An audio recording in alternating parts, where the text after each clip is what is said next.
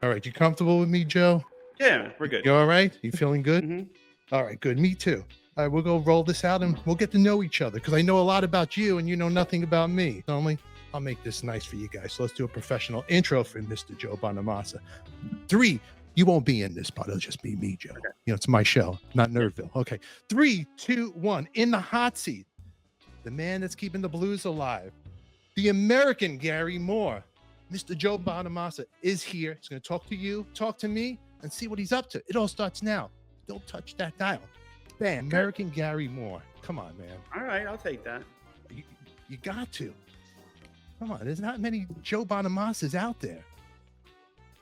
No, I don't think there's another Bonamassa in the entertainment business. It's not a common name. Well, it starts with the name, right? You got Clapton, right? You got Hendrix. There's Page. There's Moore. Bonamassa. Well, those are the icons. I mean, the thing about being a guitar player now is it's a lot different than 50, 60 years ago. I mean, there's pretty much everything that you're doing now is derivative of what come before you. When Jimi Hendrix came out, it was like he created his own lane. And when Eddie Van Halen came out, he created his own lane.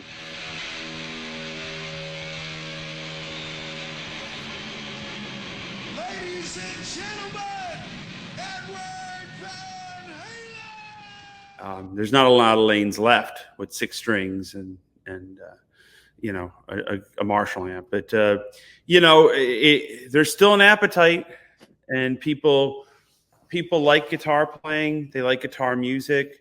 It's packaged differently now than it used to be.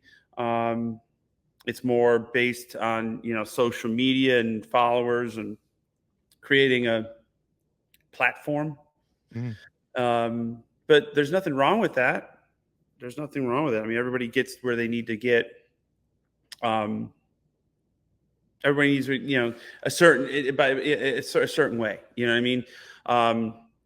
My path was a lot different than say people 50 years ago, and people now are taking a path that's a lot different than what I had to take. So it's all different. It's how you navigate things. Really. Yeah, but the mystique is a little gone than with the world that you and I know. It's you. All you knew back in the day, you stared at a record, the credits you leave, who produced it, who wrote it, who's playing on it. You'd look forward like, ooh, that's the musician, or you didn't know what they look like. It was like you created your own superhero in your head. Yeah.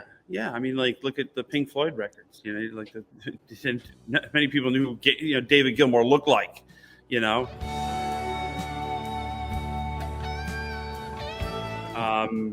And here's the thing: if somebody started now, come out of nowhere, it's great. And there's certain artists that still keep that mystique up and don't get on social media. Don't don't bite.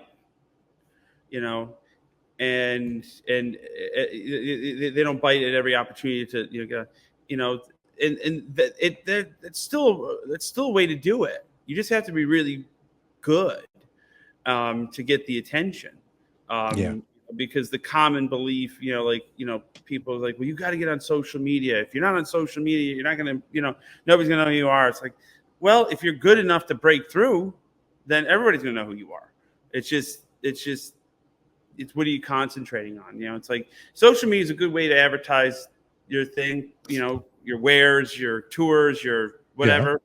Yeah. It's a good way to share information with, like-minded people. But it's also, weaponized, and it's really a very, toxic environment for people that are toxic themselves. And it's like, chumming the waters. It's like, I hate myself, and I'm gonna try to make some other person feel as bad as I'm feeling about myself right now.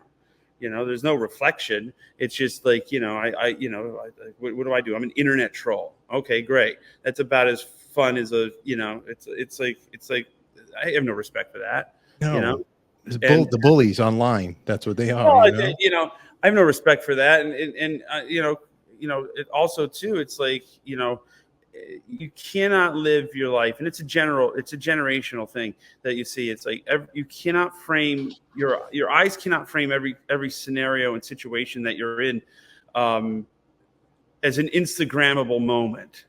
You know, it's like you can't be like, you know, because your life is going by. You have one life to live, and it's short. Even go, yeah. Not to interrupt you, but even going to a concert, people are more filming it than being in the moment of it.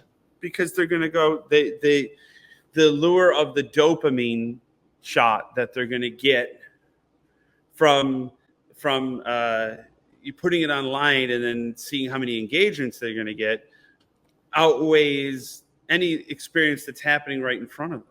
You know, it's like, you know, it goes back to, like, you know, even Zapruder probably got weird looks, you know, well, why are you filming Kennedy when you can just be watching with your eyes? It's a generational shift. And now, absolutely, conversely, if it was the same thing, everybody would have their phone out and you would get weird looks if you weren't filming.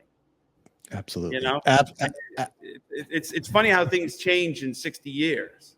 The phone is the new lighter when you play your ballad. The hit. That's it. You know, they light up the phones. It's the phone. You know, the phone is the new everything except a phone. It does everything.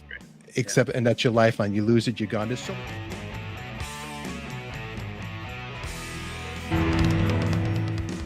That is Mr. Joe Bonamassa, and we'll be playing more clips of this interview, so subscribe, hit the bell to be notified. In the meantime, you are listening to Joe Bonamassa with Train, his version of Hold On Loosely. Make sure you check that video out. Links are in the description down below, or click right above here. Until then, we'll catch you all later. Who loves you, baby? We do. Thanks for watching.